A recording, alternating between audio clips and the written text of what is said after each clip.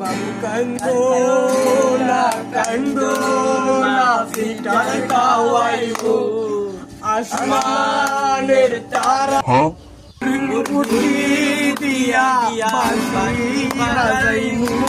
কিরে মাসপে হ্যাঁ কিরে কিছু কইবি? ভাই তোরা অত বড় গিটার করতে আনছস? আমার আব্বা কিনে দিছে।